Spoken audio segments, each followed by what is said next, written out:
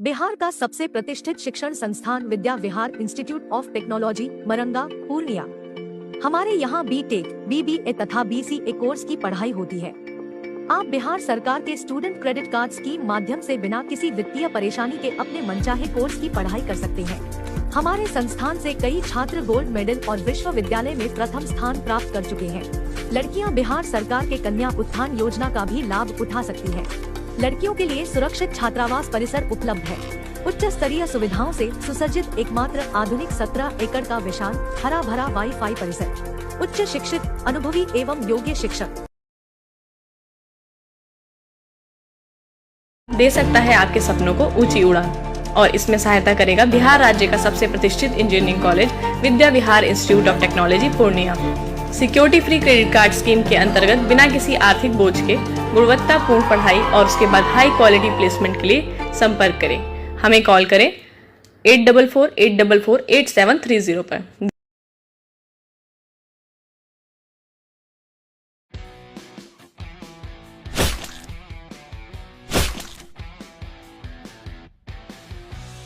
Remember that first splash of water on your face when you wake up in the morning?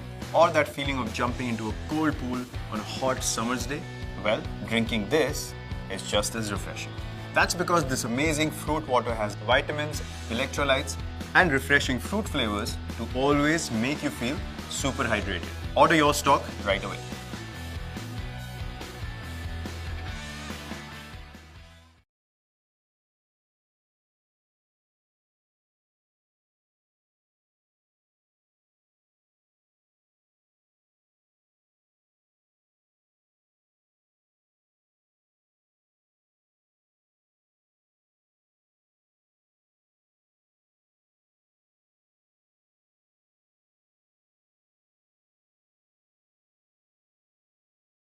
Bihar का सबसे प्रतिष्ठित शिक्षण संस्थान Vidya Vihar institute of technology Maranga Purnia.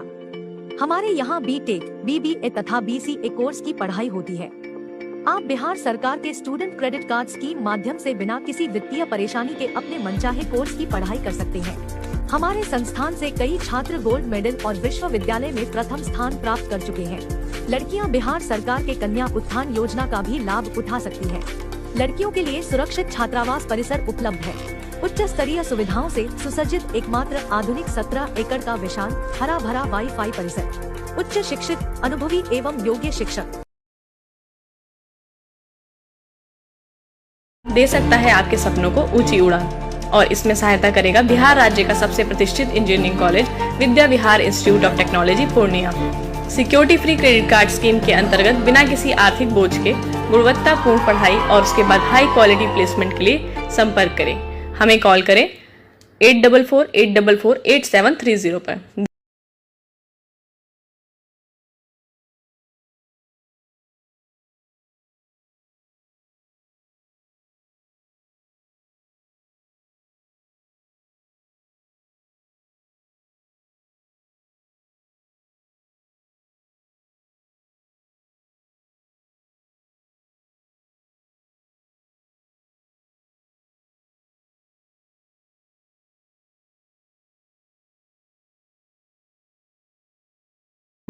There's no hiding from the sun, especially on a sweaty, sultry day. Here's the game changer. Introducing Joy Ultra Matte Dry Touch Sunscreen with SPF 50. It blends easily so your skin feels dry and fresh without any sticky feeling and protects from harmful UV rays without any white cast. It's perfect.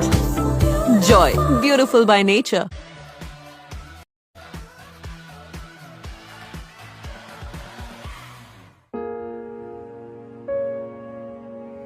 दो दिलों को मिलाने में उस कायनात को अक्सर एक लंबे सफर से गुजरना पड़ता है।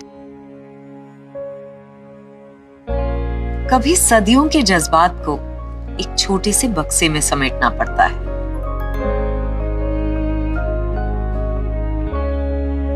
कभी यूं ही गले लगाने के बहाने से उनके सबसे कीमती जेवर, उनके दिल को ही चुराना पड़ता है।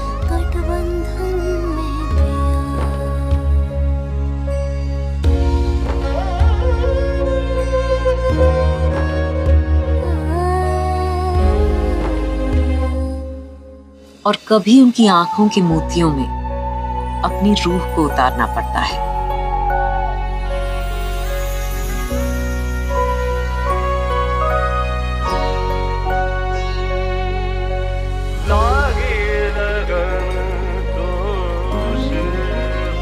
तब जाके बनती है कुछ बात। आंखों में चमकते हैं सितारे और सर पे खुशियों की बरसात। हर एक गिरह में बादों को बांध के ऐसी ही कायनात मिलाती है दिलों को प्यार के गठबंधन।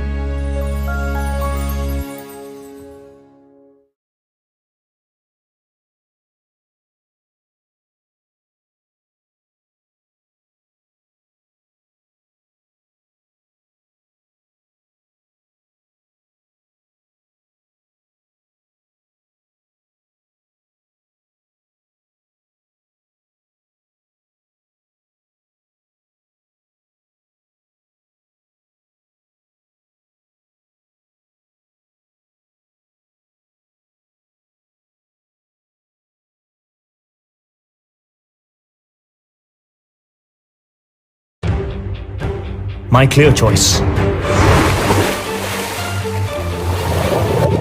क्लियर रहने में समझदारी है।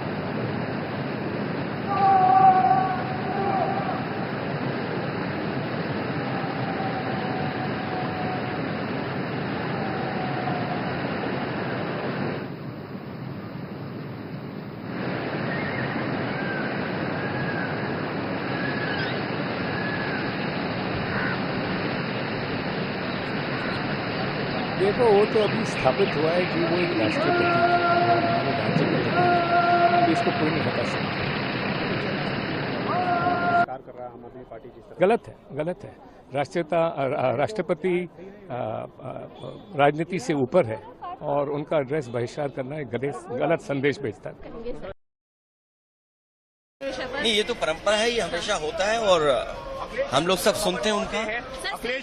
वो दरअसल सरकार का भाषण होता है। अखिलेश जी, सिंगोल हटाने को लेकर के आपके सांसद क्या कहना है? आपके सांसद कह रहे हैं कि सिंगोल हटाया जाना चाहिए। मुझे लगता है कि हमारे सांसद इसलिए कह रहे होंगे कि जब पहली बार लगा था तो प्रधानमंत्री जी ने बाकायदा प्रणाम किया था इस बार शपथ लेते समय शायद वो भूल गए, उसी को याद दिलाने के लिए लगता है मेरे पार्टी के सांसद ने कुछ इस तरह का पत्र लिखा है। तो आपकी क्या राय है इसमें? नहीं, देखिए जो राय उस समय मेरी थी, मैंने ट्वीट किया था, आप मेरी राय आर्काइव से निकाल करके सब चैनलों पे चलाइए। तो अब अभी रहना चाहिए, अभी रहना चाहिए। मैंने क्या कहा जब प्रधानमंत्री जी ही प्रणाम करना भूल गए तो इसका मतलब उनकी भी इच्छा कुछ और होगी।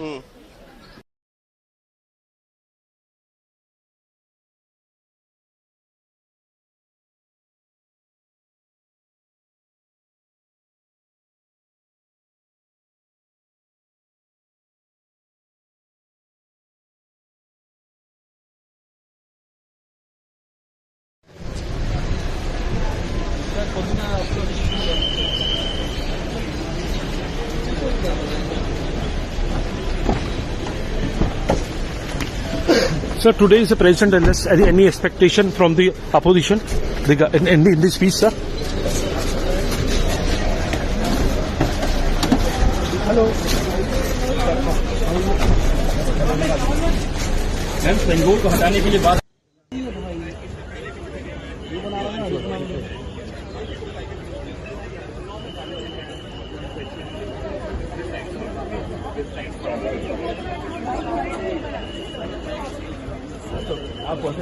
ऑफ ऑनर दिया जाता हुआ राष्ट्रपति द्रौपदी मुर्मू को।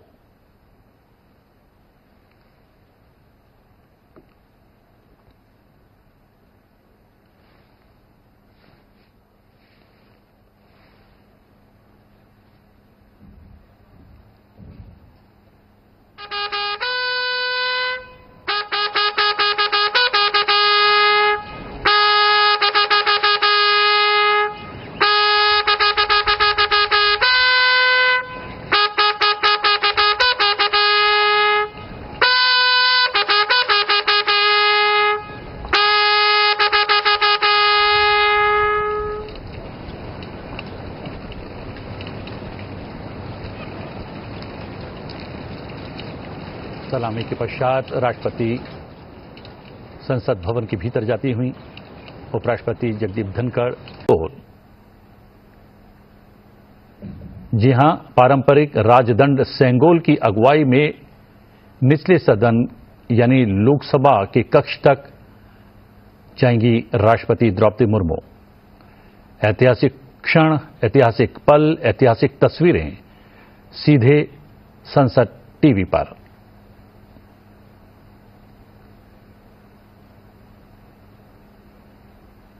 जी हां, पारंपरिक राजदंड सेंगोल की अगुवाई में निचले सदन के कक्ष तक बढ़ती हुई राष्ट्रपति द्रौपदी मुर्मू, साथ में उपराष्ट्रपति जगदीप धनखड़, लोकसभा अध्यक्ष ओम बिरला, प्रधानमंत्री नरेंद्र मोदी, दोनों सदनों के महासचिव धीरे धीरे कदम लोकसभा की ओर बढ़ते हुए।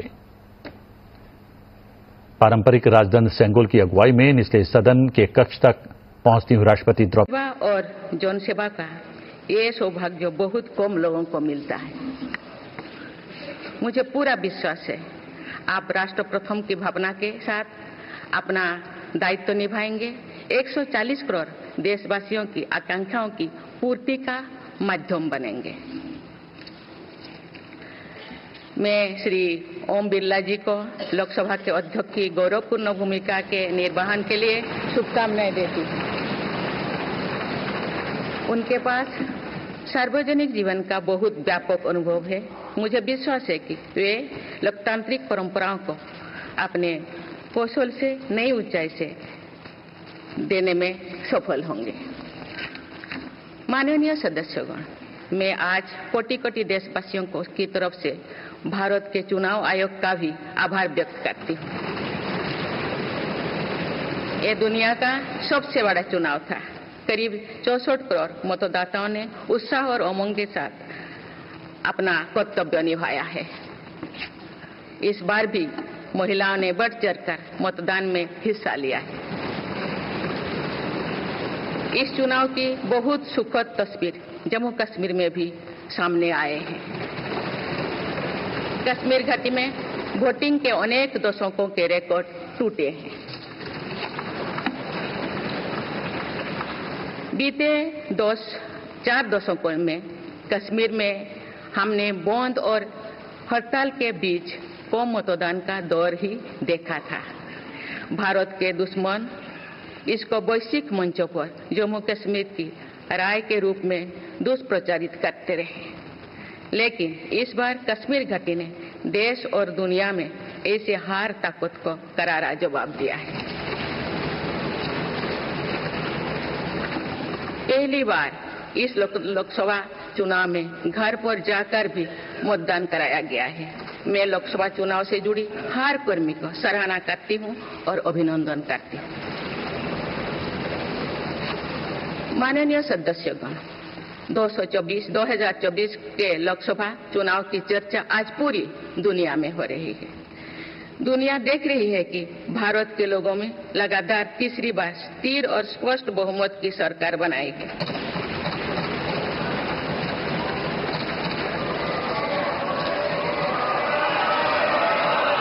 6 दशक बाद ऐसा हुआ है। 6 दशक बाद ऐसा हुआ है। ऐसा समय में जो भारत के लोगों की आकांक्षाएं सर्वोच्च स्तर पर है, लोगों ने मेरी सरकार पर लगातार तीसरी बार भरोसा जताया है।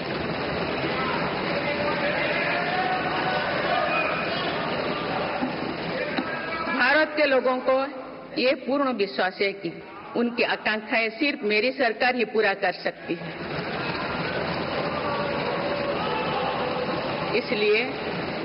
इसलिए 2024 का ये चुनाव नीति, नियत, निष्ठा और निर्णयों पर विश्वास का चुनाव रहा है। मजबूत और निर्णायक सरकार में विश्वास, सुशासन, स्थिरता और निरंतरता में विश्वास, ईमानदारी और कड़ी मेहनत में विश्वास, सुरक्षा और समृद्धि में विश्वास, सरकार की गारंटी और डिलीवरी पर विश्वास, विकसित भारत के संकल्प में विश्वास। मेरी सरकार ने 10 वर्षों से सेवा और सुशासन का जो मिशन जनाया है, ये उस पर मुहर है। ये जनादेश है कि भारत की विकसित बनाने का काम बिना रुके चलता रहे और भारत अपने लक्ष्यों की प्राप्ति करते रहे। माननीय सदस्यगण, 18वीं लोकसभा कई मायनों में एक ऐतिहासिक लोकसभा है। ये लोकसभा अमृतकाल के शुरुआती वर्षों में गठित हुई है। ये लोकसभा देश के संविधान को अपनाने के 75वें वर्षों की भी साक्षी बनेगी। मुझे विश्वास है कि इस लोकसभा में जन कल्याण के फसलों का नवीन अध्याय लिखा जाएगा। आगामी सत्रों में मेरी सरकार अपने इस कार्यकाल का पहला बजट पेश करने जा रही है। ये बजट सरकार की दूरगामी नीतियों और फ्यूचरिस्टिक विजन का एक प्रभावी दस्तावेज होगा। इस बजट में बड़े आर्थिक और सामाजिक निर्णयों के साथ ही अनेक ऐतिहासिक कदम भी देखने को मिलेंगे। भारत के तेज विकास की जन आकांक्षाओं का पूरा करने के लिए रिफॉर्म्स की गति अब और तेज की जाएगी। मेरी सरकार का मत है कि दुनिया भर में निवेशकों को आकर्षित करने के लिए राज्यों में स्वस्थ स्पर्धा हो। यही कॉम्पिटिटिव कोऑपरेटिव फेडरलिज्म की सच्ची स्पिरिट है। राज्यों के विकास से देश का विकास, इसी भावना के साथ हम आगे बढ़ते रहेंगे। माननीय सदस्यगण, रिफॉर्म, परफॉर्म और ट्रांसफॉर्म के संकल्प ने आज भारत को दुनिया की सबसे तेजी से बढ़ने वाली अर्थव्यवस्था बना दिया है।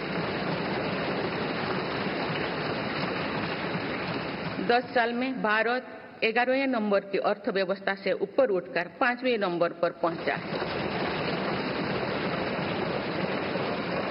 साल 2021 से लेकर साल 2024 के बीच भारत में औसतन 8% की रफ्तार से विकास किया है और ये ग्रोथ सामान्य समय में नहीं हुई है। बीती वर्षों में हमने 100 साल की सबसे बड़ी आपात देखी। वैश्विक महामारी के कालखंड और विश्व के अलग अलग कोने में चल रही संघर्षों के बावजूद भारत ने ये विकास दर हासिल की है। ये बीते 2 साल के रिफॉर्म्स और राष्ट्रहित में के लिए किए गए फैसला के कारण संभव है। आज भारत अकेले ही दुनिया की ग्रोथ में 15% का योगदान दे रही है। अब मेरी सरकार भारत को विश्व की 3रे नंबर की इकोनॉमी बनाने में जुटी हुई है। इस लक्ष्य की प्राप्ति विकसित भारत की नींव को भी मजबूत करने में के काम करेगी। माननीय सदस्यगण, मेरी सरकार अर्थव्यवस्था के 3 स्तंभ मैन्युफैक्चरिंग, सर्विसेज और एग्रीकल्चर को बराबर महत्व दे रही है। पीएलआई स्कीम्स और ईज ऑफ डूइंग बिजनेस से बड़े पैमाने पर निवेश और रोजगार के अवसर बढ़ रही है। पारंपरिक सेक्टर्स के साथ साथ सनराइज सेक्टर्स को भी मिशन मोड पर बढ़ावा दिया जा रहा है। चाहे सेमीकंडक्टर हो या सोलर हो, चाहे इलेक्ट्रिक व्हीकल हो या इलेक्ट्रॉनिक्स गुड्स हो, चाहे ग्रीन हाइड्रोजन हो या बैटरीज हो, चाहे एयरक्राफ्ट कैरियर्स हो या फाइटर जेट्स हो, भारत इन सब सेक्टर्स में अपना विस्तार कर रहा है। लॉजिस्टिक्स कॉस्ट को कम करने के लिए भी मेरी सरकार लगातार प्रयास कर रही है। सरकार सर्विस सेक्टर को भी मजबूत करने में जुटे हैं। आज आईटी से लेकर टूरिज्म तक, हेल्थ से लेकर वेलनेस तक हर सेक्टर में भारत लीडर बन रहा है और इससे बड़ी संख्या में रोजगार और स्वरोजगार के नए मौके बन रहे हैं। माननीय सदस्यगण, पिछले 10 वर्षों में मेरी सरकार द्वारा ग्रामीण अर्थव्यवस्था के हर पहलू पर बहुत जोर दिया गया है। गांव में कृषि आधारित उद्योगों, डेयरी और फिशरीज आधारित उद्योगों का विस्तार किया जा रहा है। इसमें भी सहकारिता को प्राथमिकता दी गई है। सरकार किसानों उत्पाद संघ, एफपीओ और फैक्स जैसे सरकारी संगठनों का एक बड़ा नेटवर्क बना रही है। छोटे किसानों की बड़ी समस्या भंडारण से जुड़े होती है, इसलिए मेरी सरकार ने सहकारिता क्षेत्र में दुनिया की सबसे बड़ी भंडारण योजना पर काम शुरू कर चुकी है। किसान अपने छोटे खर्चे पूरे करने के लिए इसके लिए पीएम किसान सम्मान निधि के तहत उन्हें 3,20,000 करोड़ रुपये से ज्यादा राशि दे सकते। मेरी सरकार के नए कार्यकाल के शुरुआत दिनों से ही किसानों को 20,000 करोड़ रुपया से अधिक की राशि ट्रांसफर की जा चुकी है। सरकार ने खरीफ फसलों के लिए एमएसपी में भी रिकॉर्ड वृद्धि की है। माननीय सदस्यगण, आज का भारत अपनी वर्तमान जरूरतों को ध्यान में रखते हुए अपनी कृषि व्यवस्था में बदलाव कर रहा है।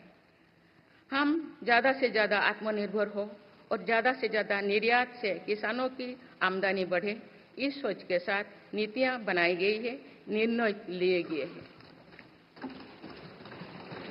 जैसे भारत दलहन और तिलहन में दूसरे देशों पर निर्भरता कम करने के लिए देश के किसानों को हर संभव मदद दे रहे हैं। ग्लोबल मार्केट में किस तरह के फूड प्रोडक्ट की डिमांड ज्यादा है, इसके आधार पर नई रणनीति बनाई जा रही है। आजकल ऑर्गेनिक उत्पादों को लेकर दुनिया में डिमांड तेजी से बढ़ रही है। भारत के किसानों के पास इस डिमांड को पूरा करने के पूरा भरपूर क्षमता है। इसलिए सरकार प्राकृतिक खेती और इससे जुड़ी उत्पादों की सप्लाई चेन को सशक्त कर रही है।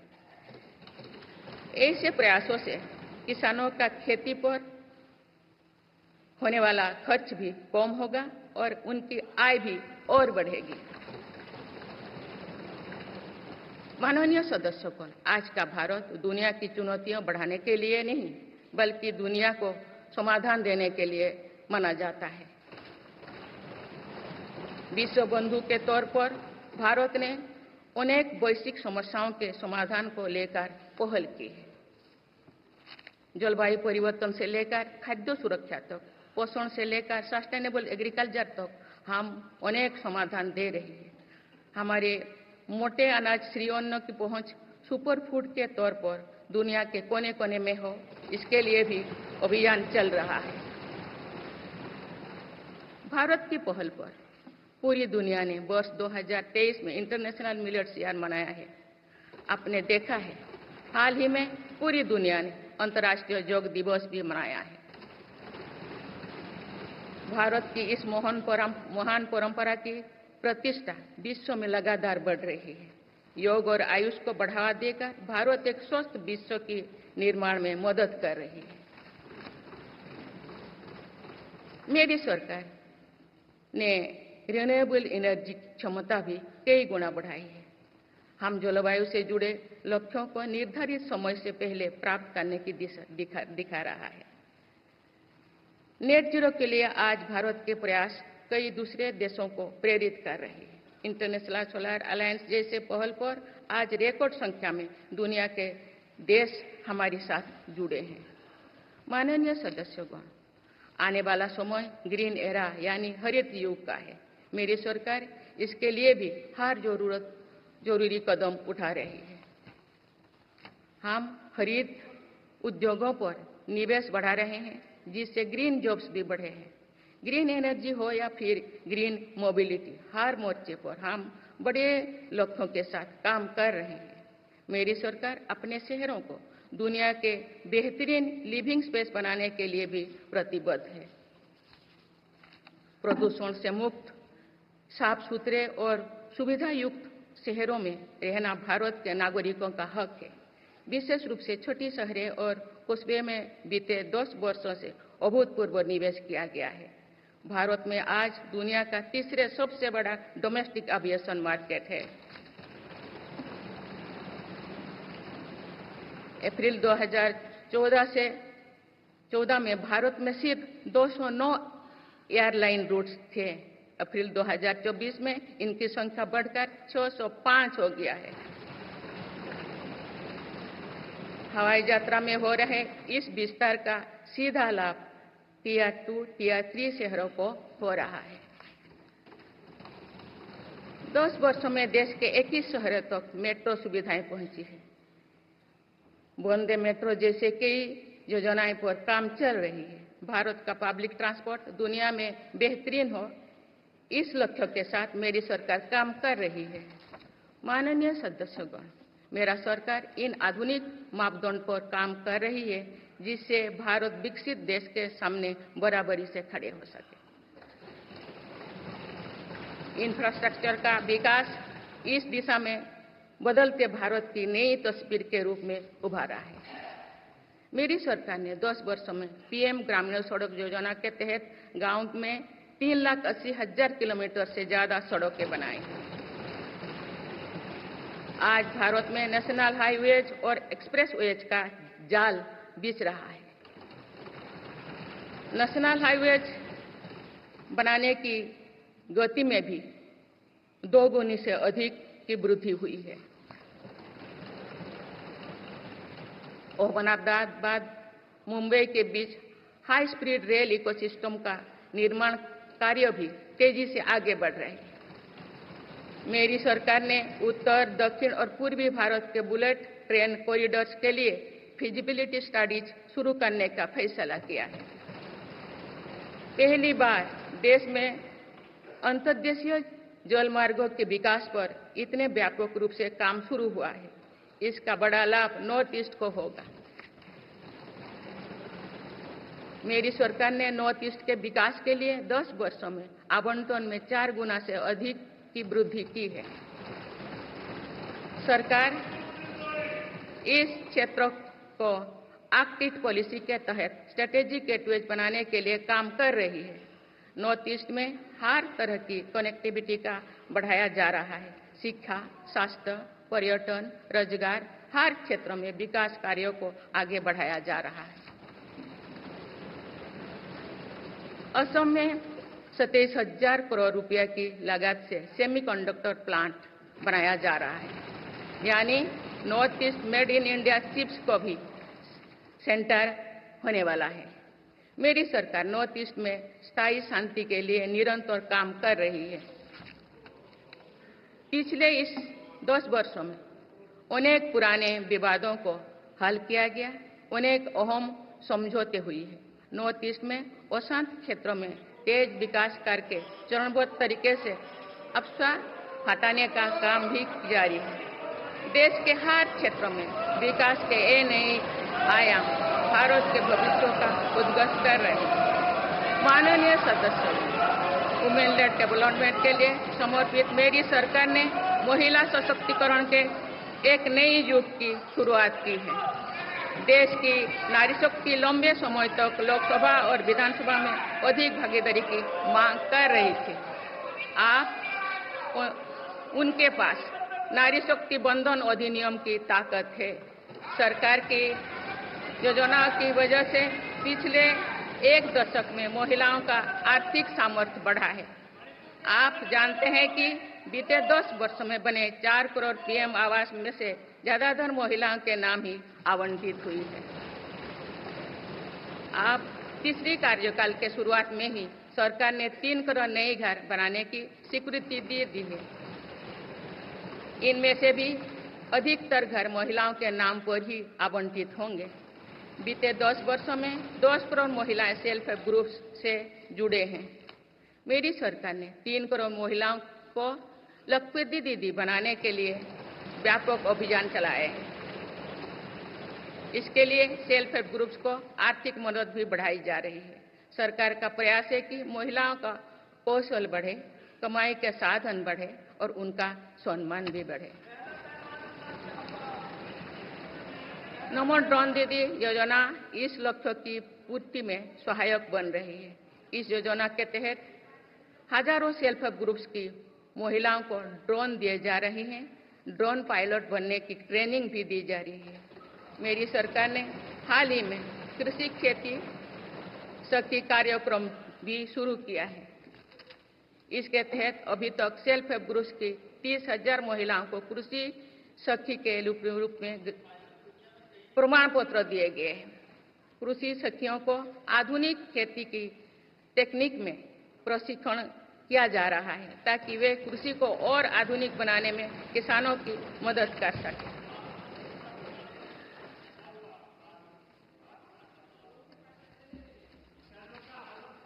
माननीय सदस्यगण, मेरी सरकार का ये भी प्रयास है कि महिलाएं अधिक से अधिक बचत कर सके। बैंक खातों में जमा राशि पर बेटियों को ज्यादा ब्याज देने वाला सुकन्या समृद्धि योजना की लोकप्रियता से हम परिचित हैं। मुफ्त राशन और सस्ते गैस सिलेंडर की योजना से महिलाओं को बहुत लाभ हो रहा है। अब मेरी सरकार बिजली का बिल जीरो करने और बिजली बेचकर कमाई करने की योजना भी लाई है। पीएम सूर्यघर मुफ्त बिजली योजना के तहत घर की छत पर सोलर पैनल लगाए जा रहे हैं। इसके लिए मेरी सरकार प्रति परिवार 78,000 रुपया तक की मदद कर रही है। इतने कम समय में 1 करोड़ से ज्यादा परिवार इन योजना में रजिस्टर कर चुके हैं। जिन घरों में सोलर पैनल लग चुके हैं, अब वहां बिजली का बिल जीरो हो गया है। माननीय सदस्यगण, विकसित भारत का निर्माण तभी संभव है जब देश के गरीब, युवा, नारी शक्ति और किसान सशक्त होंगे। इसलिए मेरी सरकार की योजनाओं में सर्वोच्च प्राथमिकता इन्हीं 4 स्तंभों को दी जा रही है।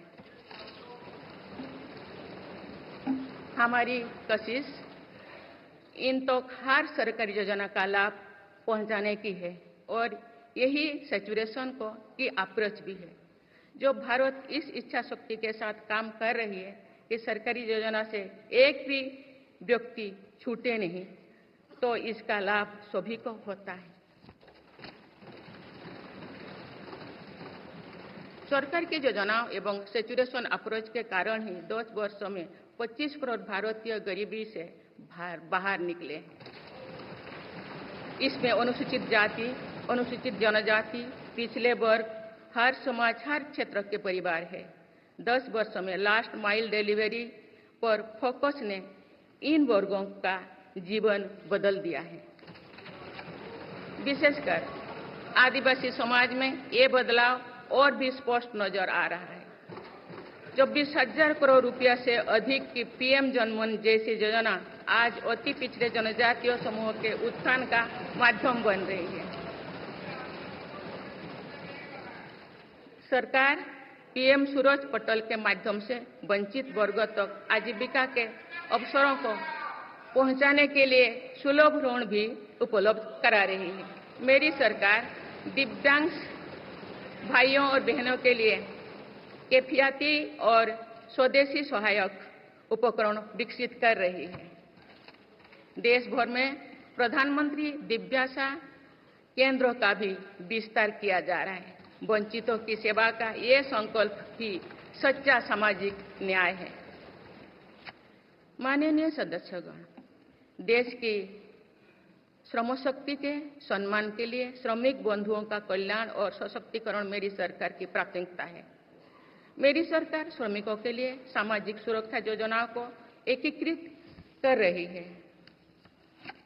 डिजिटल इंडिया तथा डाकघरों के नेटवर्क का उपयोग करके दुर्घटना और जीवन बीमा के कवरेज को बढ़ाने का काम हो रहा है।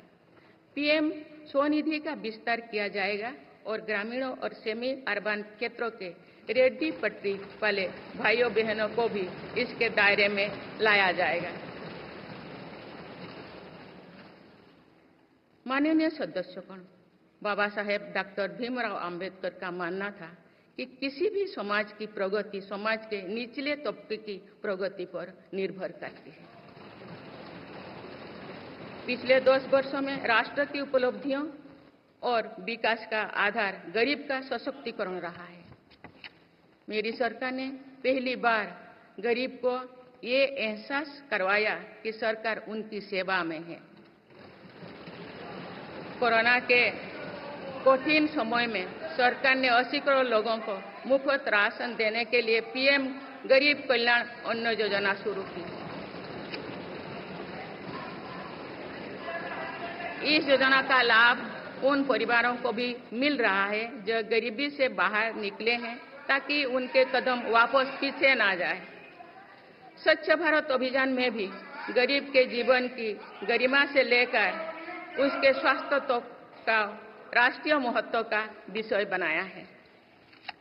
पहली बार देश में करोड़ों गरीबों के लिए शौचालय बनाया गया है। ये प्रयास हमें आश्वस्त करते हैं कि देश आज महात्मा गांधी के आदर्शों का सच्चे अर्थों में अनुसरण कर रहा है। मेरी सरकार 55 करोड़ लाभार्थियों को आयुष्मान भारत योजना के तहत मुफ्त स्वास्थ्य सेवाएं भी उपलब्ध करवाए हैं। देश में 25,000 जन औषधि केंद्रों को खोलने का काम भी तेजी से चल रहा है। आप इस क्षेत्र में सरकार एक और निर्णय लेने जा रही है। आप आयुष्मान भारत योजना के तहत मुफ्त इलाज का लाभ 70 वर्षों से अधिक उम्र के सभी बुजुर्गों को भी मिलेगा। माननीय सदस्यगण, अक्सर विरोधपूर्वक मानसिकता और संकीर्ण स्वार्थ के कारण लोकतंत्र की मूल भावना का बहुत अहित हुआ है। इसका प्रभाव संसदीय प्राणी पर भी पड़ता है और देश की विकास यात्रा पर भी पड़ता है। देश में कई दशकों तक अस्थिर सरकार के दौर में कई सरकारें चाहते हुए भी ना रिफॉर्म कर पाए और ना ही आवश्यक निर्णय ले पाए। भारत की जनता ने निर्णायक बनकर इस स्थिति को बदला है। बीते 10 वर्षों में ऐसे अनेक रिफॉर्म्स हुई है जिनका बहुत लाभ देश को आज मिल रहा है।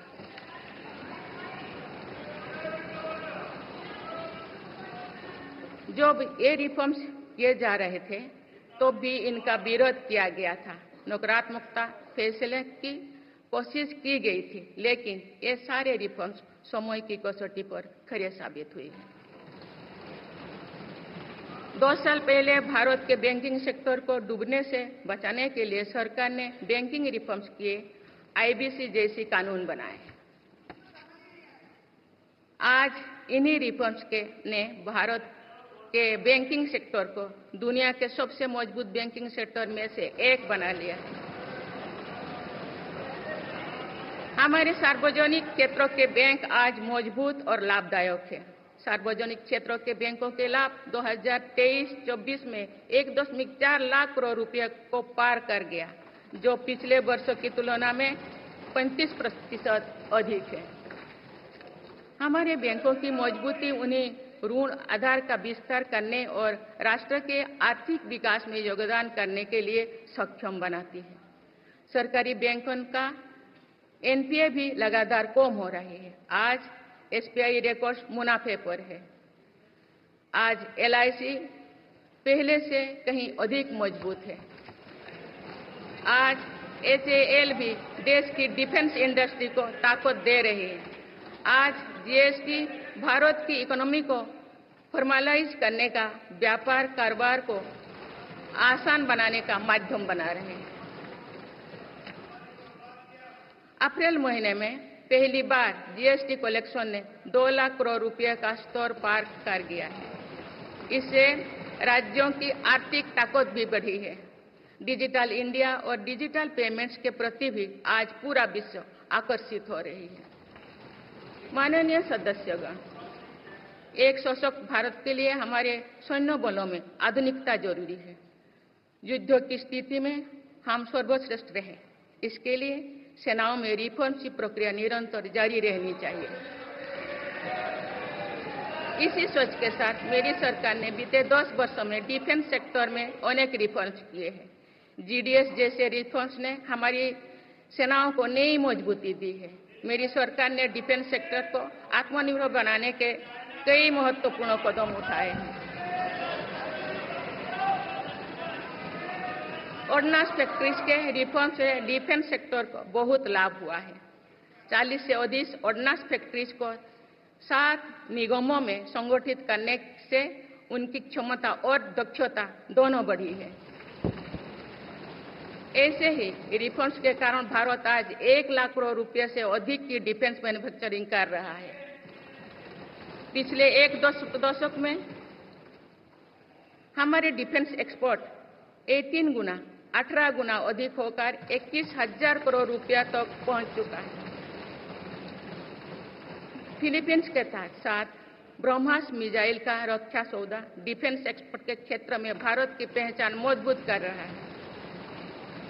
सरकार ने युवाओं और उनके स्टार्टअप्स को बढ़ावा देकर आत्मनिर्भर डिफेंस सेक्टर की मजबूत नींव तैयार की है।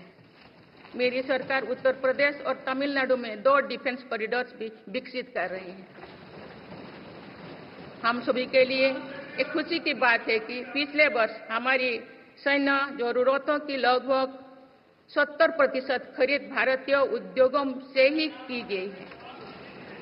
हमारी सेनाओं ने 500 से अधिक सैन्य साजो सामान को विदेशों में नहीं मंगाना तय किया है। ये सभी हथियार और उपकरण अब सिर्फ भारतीय कंपनियों से ही खरीद की जाएगी। मेरी सरकार ने सैनिकों के हितों को भी हमेशा प्राथमिकता दी है। तभी 4 दशक के बाद 1 रैंक 1 पेंशन को लागू किया गया है। इसके तहत अब तक 1,20,000 करोड़ रुपया दिए जा चुके हैं। शहीद सैनिकों के सम्मान के लिए सरकार ने कर्तव्य पथ के एक छोर पर नेशनल वॉर मेमोरियल की स्थापना भी की है। ये प्रयास केवल वीर जवानों के प्रति कृतज्ञ राष्ट्र का नमन ही नहीं है, बल्कि राष्ट्र प्रथम की अनवरत प्रेरणा का स्रोत भी है। माननीय सदस्यगण, मेरी सरकार देश के हर युवा को बड़े सपने देखने और उन्हें साकार करने के लिए जरूरी माहौल बनाने में जुटी है। बीते 10 वर्षों में ऐसे हर अवरोध को हटाया गया है जिसके कारण युवाओं को परेशानी थी। पहले अपने ही प्रमाण पत्रों को अटेस्ट करने के लिए युवाओं को भटकना पड़ता था। आप युवा सेल्फ अटेस्टेड करने का काम कर रहे हैं। केंद्र सरकार की ग्रुप सी, ग्रुप डी भर्तियों से इंटरव्यू को खत्म किया गया है। पहले जो विद्यार्थी सिर्फ भारतीय भाषा में पढ़ाई करते थे, उनके साथ अन्याय की जाती थी। मेरी सरकार ने नई राष्ट्रीय शिक्षा नीति लागू कर इस अन्याय को दूर करने के लिए कदम उठाए हैं। युवाओं को अब भारतीय भाषा में इंजीनियरिंग की पढ़ाई का विकल्प भी मिला है। विगत 10 वर्ष में देश में 7 नई IIT, 16 IIIT, 7 IIM, 15 नए एम्स, 315 मेडिकल कॉलेज और 390 विश्वविद्यालय स्थापित किया गया है। मेरी सरकार इन संस्थानों को और मजबूत बनाकर आवश्यकता के अनुसार इनकी संस्था को भी बढ़ाएंगे। सरकार एक डिजिटल विश्वविद्यालय बनाने की दिशा में भी काम कर रही है। अटल टिंकरिंग लैब्स, स्टार्टअप इंडिया और स्टैंड अप इंडिया जैसे अभियान हमारे युवाओं का सामर्थ्य बढ़ा रहे हैं। इन्हीं प्रयासों से आज भारत दुनिया का तीसरा सबसे बड़ा स्टार्टअप इकोसिस्टम बन चुका है। माननीय सदस्यगण, सरकार का ये निरंतर प्रयास है कि देश के युवाओं को अपनी प्रतिभा दिखाने का उचित अवसर मिले। सरकारी भर्ती हो या फिर परीक्षाएं, सुनिए, परीक्षाएं किसी भी कारण से इनमें रुकावट आए, ये उचित नहीं है। इनमें शुचिता और पारदर्शिता बहुत जरूरी है। हाल ही में कुछ परीक्षाओं में हुई पेपर लीक की घटनाओं की निष्पक्ष जांच और दोषियों को कड़ी से कड़ी सजा दिलवाने के लिए मेरी सरकार प्रतिबद्ध है। इससे पहले भी हमने देखा है कि कई राज्यों में पेपर लीक की घटनाएं होती रही है। इस पर दलीय राजनीति से ऊपर उठकर देशव्यापी ठोस उपाय करने की जरूरत है। संसद ने भी परीक्षा में होने वाली गड़बड़ियों के विरुद्ध एक सख्त कानून बनाया है। मेरी सरकार परीक्षाओं से जुड़ी संस्थाओं, उनके कामकाज के तरीके, परीक्षा प्रक्रिया सभी में बड़ी सुधार करने की दिशा में काम कर रही है। माननीय सदस्यगण, मेरी सरकार ने युवाओं की राष्ट्र निर्माण में भागीदारी और बढ़ाने के लिए मेरा युवा भारत माय भारत अभियान की शुरुआत भी की है। इसमें अब तक 1.5 करोड़ से अधिक युवाओं का पंजीकरण हो चुका है। इस पहल से युवाओं में नेतृत्व कौशल और सेवा भावना का बीजारोपण होगा। आज हमारे युवाओं को खेलों में भी आगे बढ़ने के नए अवसर मिल रहे हैं। मेरी सरकार के प्रभावी प्रयासों का परिणाम है कि भारत के युवा खिलाड़ी वैश्विक मंचों पर रिकॉर्ड संख्या में मेडल्स जीत रहे हैं। कुछ ही दिनों बाद पेरिस ओलंपिक्स में भी शुरू होने वाले जा रहे हैं। ओलंपिक्स में देश का प्रतिनिधित्व करने वाले हर खिलाड़ी पर हमें गर्व है। मैं उन्हें अपनी शुभकामनाएं देती हूँ। इन उपलब्धियों को और आगे ले जाने के लिए भारतीय ओलंपिक संघ 2036 ओलंपिक्स खेलों की मेजबानी की तैयारी भी कर रही है। माननीय सदस्यगण, जुलाई की 1 तारीख से देश में भारतीय न्याय संहिता भी लागू हो जाएगी।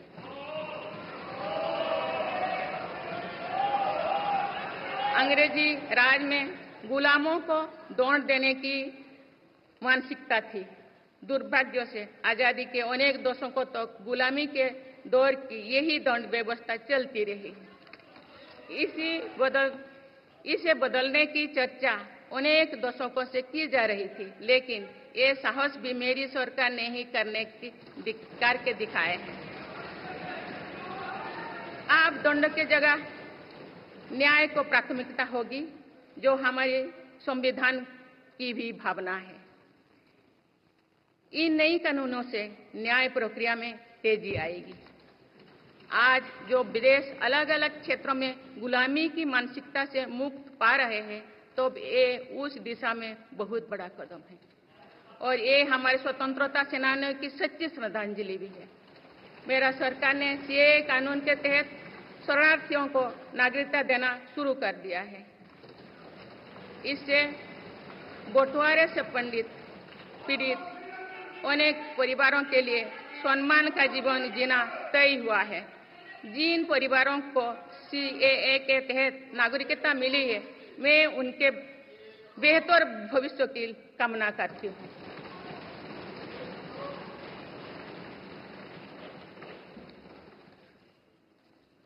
माननीय सदस्यगण, मेरी सरकार भविष्य निर्माण के प्रयासों के साथ ही भारतीय संस्कृति के वैभव और विरासत को फिर से स्थापित कर रही है। हाल में नालंदा यूनिवर्सिटी के भव्य कैंपस के रूप में इसमें एक नया अध्याय जुड़ा है। नालंदा सिर्फ एक यूनिवर्सिटी मात्र नहीं थी, बल्कि ये वैश्विक ज्ञान केंद्र के रूप में भारत के गौरवशाली अतीत का प्रमाण थी। मुझे विश्वास है कि नई नालंदा यूनिवर्सिटी भारत को ग्लोबल नॉलेज हब बनाने में सहायक सिद्ध होगी। मेरी सरकार का ये प्रयास है कि भावी पीढ़ियों को हजारों वर्षों की हमारी विरासत प्रेरणा देती है। इसलिए पूरे देश में तीर्थस्थलों को, आस्था और आध्यात्म के केंद्रों को सजाया संवारा जा रहा है। माननीय सदस्यगण, मेरी सरकार विकास के साथ ही विरासत पर भी उतना ही गर्व करते हुए काम कर रही है। विरासत पर गर्व का ये संकल्प आज अनुसूचित जाति, अनुसूचित जनजाति, वंचित वर्ग और सर्व समाज के गौरव का प्रतीक बन रहा है। मेरी सरकार ने भगवान बिरसा मुंडा के जन्म दिवस को जनजातीय गौरव दिवस के रूप में मनाने की शुरुआत की है। अब अगले वर्ष भगवान बिरसा मुंडा की 150वीं जयंती के पूरे देश में धूमधाम से मनाया जाएगा। देश रानी दुर्गावती की 500वीं जयंती को भी व्यापक स्तर पर मना रहा है। पिछले महीने ही देश ने रानी अहिल्याबाई होलकर की 300वीं जयंती का साल भर चलने वाला महोत्सव भी शुरू किया गया। इससे पहले सरकार गुरु नानक देव जी का 550वां और गुरु गोविंद सिंह जी का 350वां प्रकाश पर्व भी धूमधाम से मना चुके हैं। एक भारत श्रेष्ठ भारत के भाव से काशी तमिल संगमम, सौराष्ट्र तमिल संगमम जैसी उत्सवों की परिपाटी भी मेरी ही सरकार ने शुरू की है। इन आयोजनों से हमारी नई पीढ़ियों को राष्ट्र निर्माण की प्रेरणा मिलती है और राष्ट्र पर गौरव का भाव और मजबूत होता है। माननीय सदस्यगण, हमारी सफलताएं हमारी साझी धरोहर है, इसीलिए उन्हें अपनाने में संकोच नहीं, स्वाभिमान होना चाहिए। आज अनेक सेक्टर्स में भारत बहुत अच्छा प्रदर्शन कर रहा है। ये उपलब्धियां हमें हमारी प्रगति और सफलताओं पर गर्व करने की अपार अवसर देती है। जो भारत डिजिटल पेमेंट्स के मामले में दुनिया में अच्छा प्रदर्शन करता है, तो हमें गर्व होना चाहिए। जो भारत के वैज्ञानिक चंद्रयान को चंद्रमा के दक्षिणी ध्रुव पर सफलता से उतारते हैं, तो हमें गर्व होना चाहिए। जो भारत दुनिया की सबसे तेज बढ़ती इकोनॉमी बनता है, तो हमें गर्व होना चाहिए। जो भारत इतना बड़ा चुनाव अभियान बिना बड़ी हिंसा और अराजकता से पूरा कराए, तो भी हमें गर्व होना चाहिए। आज पूरा विश्व हमें मदर ऑफ डेमोक्रेसी के रूप में सम्मान देता है। भारत के लोगों ने हमेशा लोकतंत्र के प्रति अपना पूर्ण विश्वास प्रकट किया है। चुनाव से जुड़ी संस्थाओं पर पूरा भरोसा जताया है। स्वस्थ लोकतंत्र को बनाए रखने के लिए हमें इस विश्वास को सहेज कर रखना है, इसकी रक्षा भी करना है।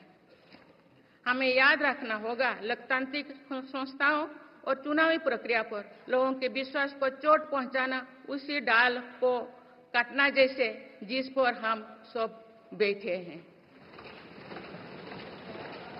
हमारे लोकतंत्रों की विश्वसनीयता को ठेस पहुंचाने की हर कोशिश की सामूहिक आलोचना होना चाहिए।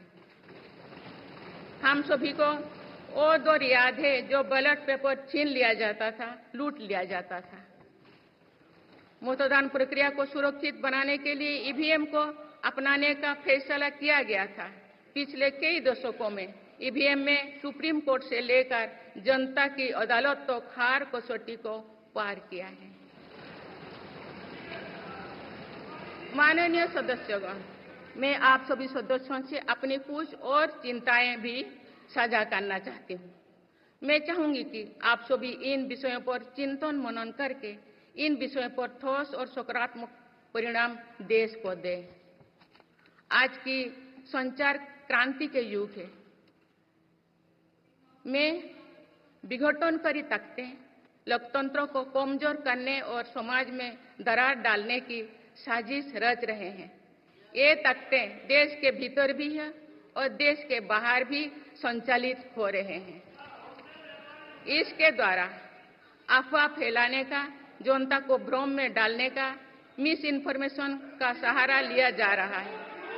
इस स्थिति को ऐसे ही बेरोक टोक नहीं चलने दिया जा सकता है। आज के समय में टेक्नोलॉजी हर दिन और उन्नत हो रही है। ऐसे में मानवता के विरुद्ध इनका गलत उपयोग बहुत घातक है। भारत ने विश्व मंच पर भी इन चिंताओं को प्रकट किया है और एक ग्लोबल फ्रेमवर्क की वकालत की है। हम सभी का दायित्व है कि इन प्रवृत्ति को रोकें, इस चुनौती से निपटने के लिए नए रास्ते खोजें। माननीय सदस्यगण, 21वीं सदी के इस तीसरे दशक में आज ग्लोबल ऑर्डर एक नया शक्ल ले रहा है। मेरी सरकार के प्रयासों से आज भारत विश्व बंधु के रूप में दुनिया को नया भरोसा दे रही है। मानव केंद्रित अप्रोच रखने की वजह से भारत आज किसी भी संकट के समय फास्ट रेस्पॉन्डर और ग्लोबल साउथ की बुलंद आवाज बना है। कोरोना का महासंकट हो, भूकंप जैसी कोई त्रासदी हो या फिर युद्धों की स्थितियां, भारत मानवता को बचाने में आगे रहा है। भारत को देखने का विश्व का नजरिया कैसे बदला है, ये इटाली में हुई G7 समिट में भी हम सभी ने अनुभव किया है। भारत ने अपनी G20 अध्यक्षता के दौरान भी विश्व को अनेक मुद्दों पर एकजुट किया है। भारत की अध्यक्षता के दौरान ही अफ्रीकन यूनियन को G20 का स्थायी सदस्य बनाया गया है। इससे अफ्रीका महाद्वीप के साथ साथ पूरे ग्लोबल साउथ का भरोसा मजबूत हुआ है। नेबरहुड फास्ट पॉलिसी में चलते हुए भारत ने पड़ोसी देशों के साथ अपने रिश्तों को मजबूत किया है। 7 पड़ोसी देशों के नेताओं का 9 जून को केंद्रीय मंत्रिपरिषद के शपथ ग्रहण समारोह में भाग लेना मेरी सरकार की इस प्राथमिकता दर्शाते हैं। भारत सबका साथ सबका विकास की भावना के साथ इंडो पैसिफिक क्षेत्रों के देश के साथ भी सहयोग बढ़ा रही है। पूर्वी एशिया हो या फिर मिडिल ईस्ट और यूरोप, मेरी सरकार कनेक्टिविटी पर बहुल बल दे रही है। भारत के विजन ने ही India middle east Europe economic corridor को आकार देना शुरू किया है। ये कॉरिडोर 21वीं सदी के सबसे बड़ी गेम चेंजर में एक सिद्ध होगा। माननीय सदस्यगण, आने वाला कुछ महीने में भारत एक गणतंत्र के रूप में 75वें वर्ष पूरी करने जा रहे हैं। भारत का संविधान बीते दशकों में हर चुनौती, हर कसौटी पर खरा उतरा है। जब संविधान बन रहा था तो भी दुनिया में ऐसे ताकतें थे जो भारत के असफल होने की कामना कर रही थी। देश में संविधान लागू होने के बाद भी संविधान पर अनेक बार हमले हुए हैं। आज 27 जून है।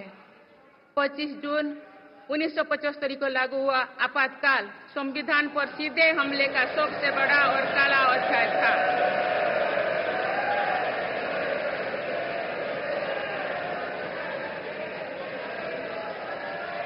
तो पूरे देश में हाहाकार मच गया था।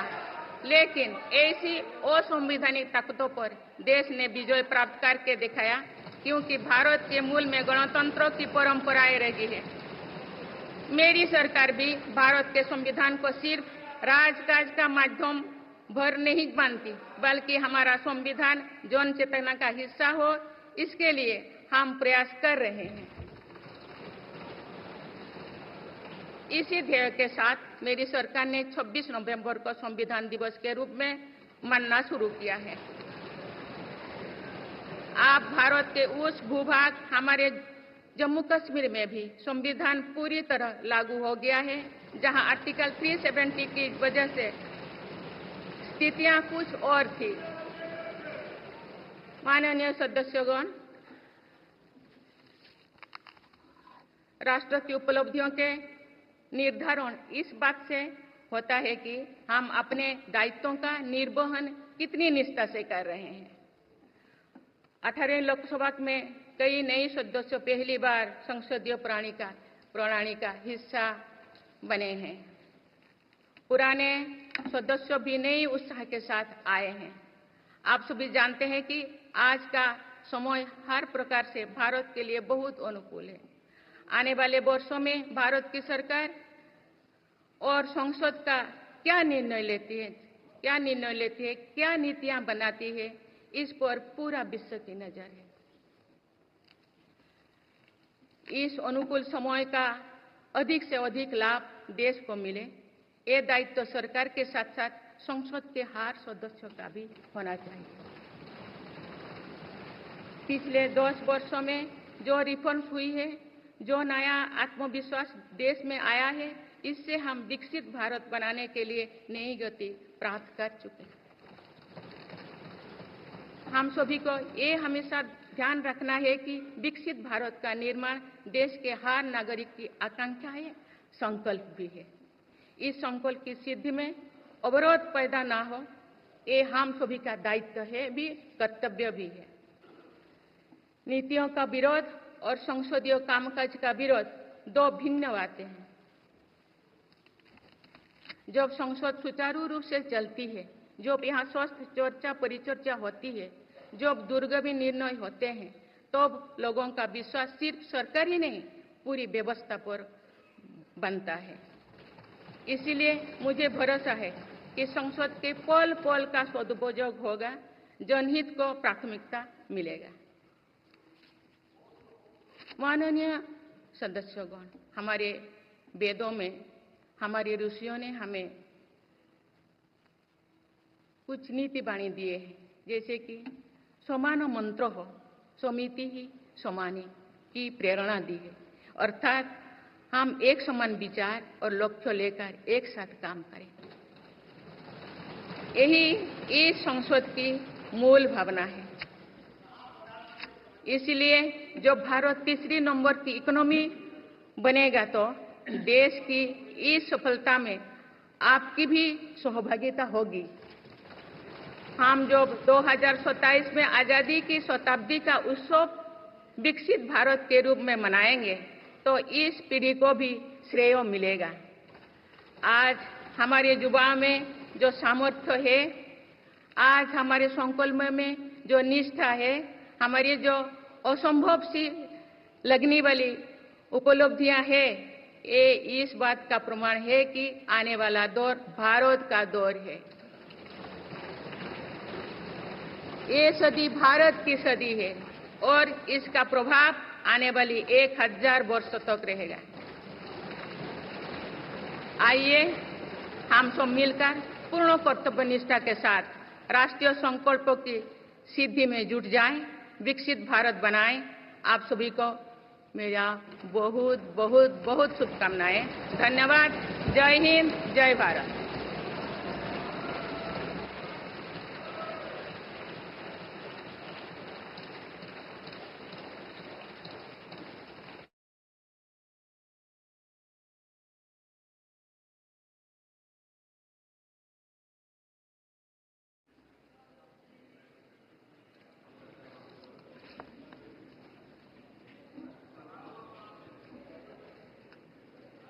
Honorable President,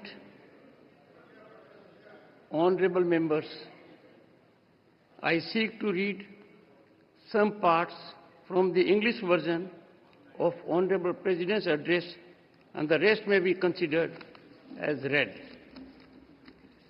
Honorable members, I extend my heartiest congratulations and best wishes to all the newly elected members of the 18th Lok Sabha.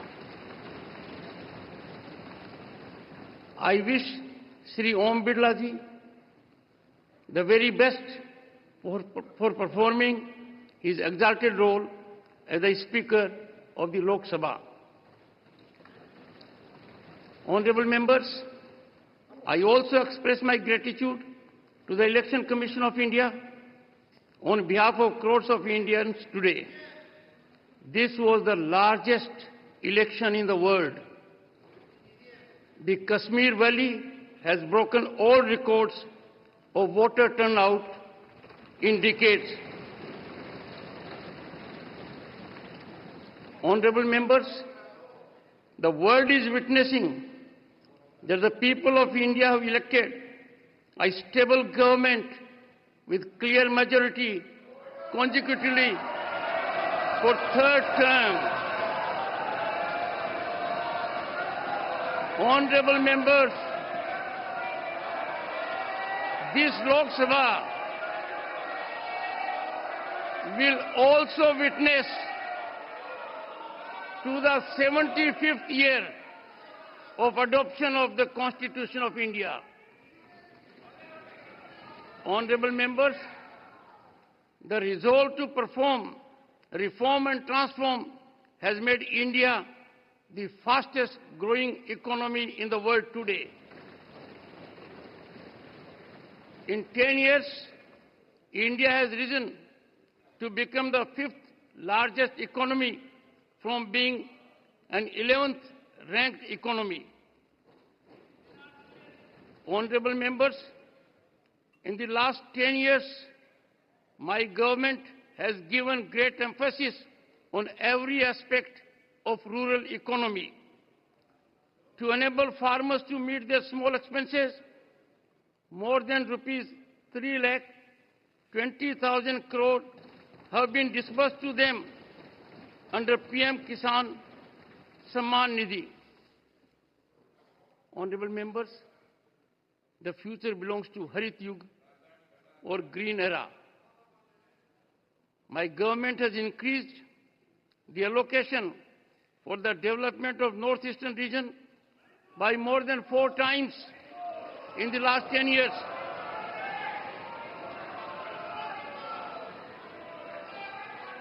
The government is working to make this region a strategic gateway under its Act East policy. Honorable members,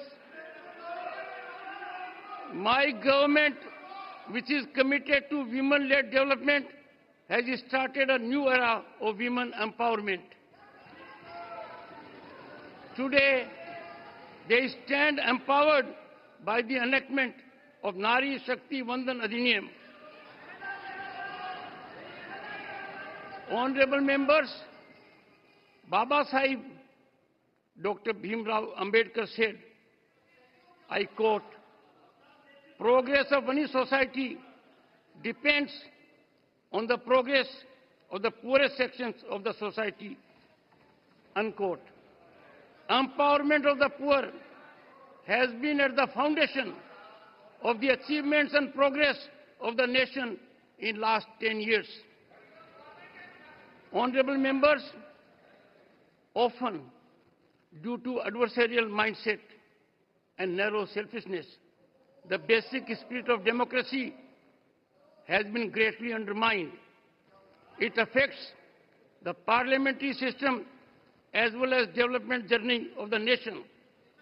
The people of India have now changed this situation by their decisive mandate.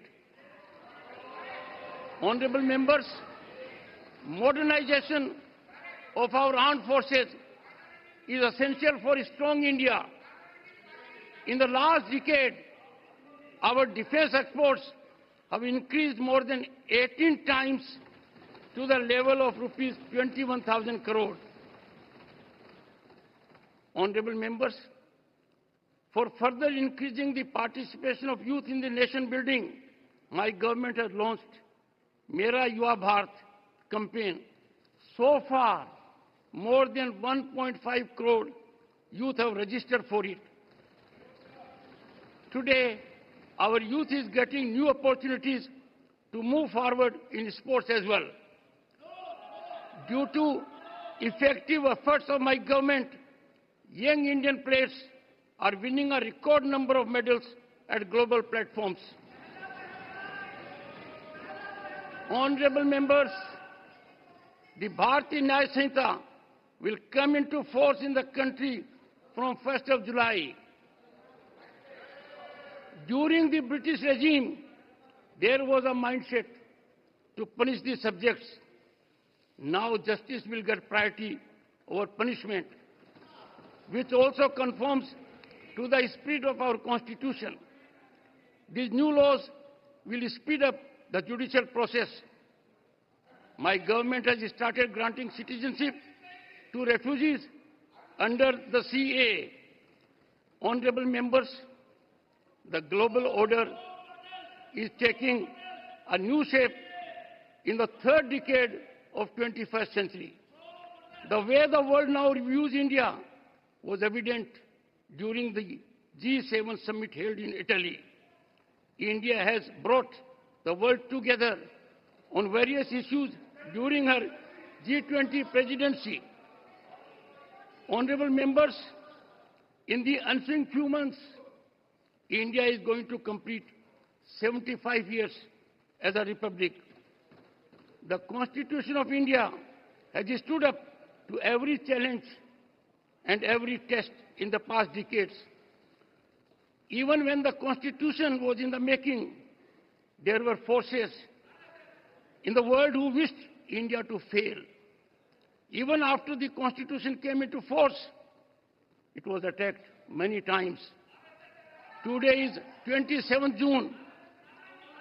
Imposition of emergency on 25th June 1975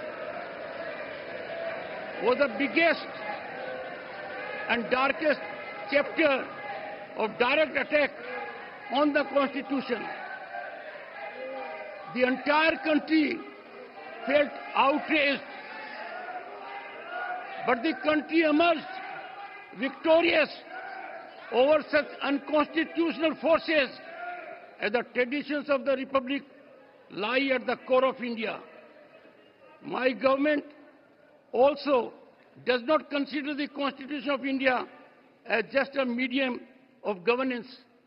Rather, we are making efforts to ensure that our Constitution becomes a part of public consciousness. Now, the Constitution has also come into force fully in that part of India, our Jammu and Kashmir, where conditions were different due to Article 370. Honorable members, we all need to always remember that making India a developed nation is the aspiration and resolve of every citizen of the country. It is the responsibility of all of us to ensure that no obstacles come in the way of achieving this resolution. Opposition of policies and obstruction of parliamentary functioning are two different things.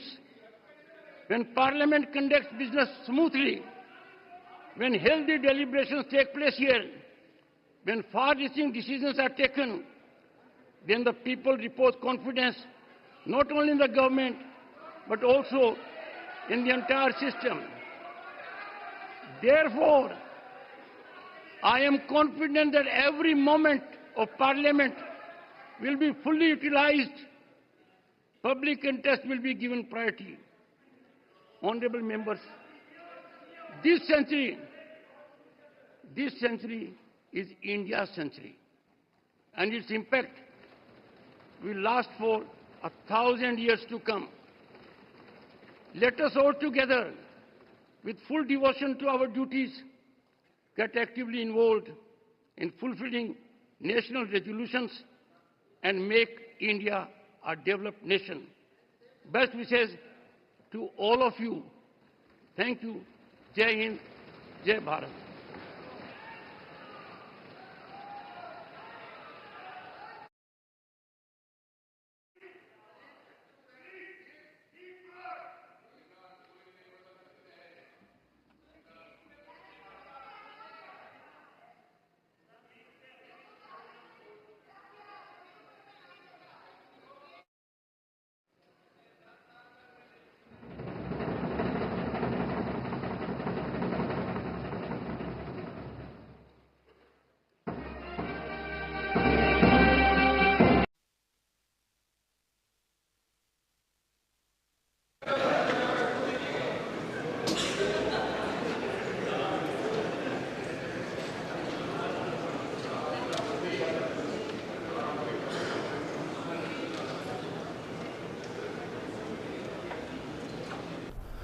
अठारहवीं लोकसभा का ये उनका पहला अभिभाषण था। पारंपरिक सेंगोल के साथ अध्यक्ष ओम बिरला, साथ में प्रधानमंत्री नरेंद्र मोदी, संसदीय कार्य मंत्री भी आगे आगे पारंपरिक पवित्र सेंगोल, राष्ट्रपति के अंगरक्षक राष्ट्रपति द्रौपदी मुर्मू और दोनों सदनों के सेक्रेटरी जनरल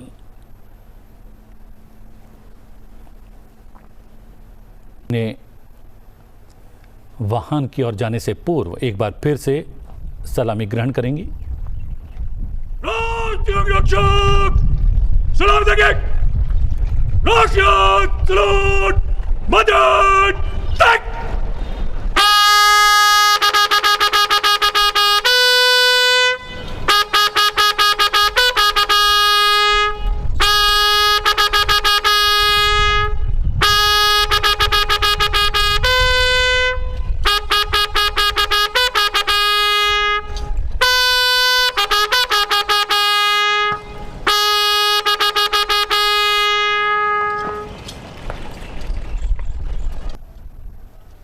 संसद भवन से निकलकर हुआ राष्ट्रपति का, और अब राष्ट्रपति भवन असरत रहेगी। क्या कुछ नीतियां, योजना, परियोजनाएं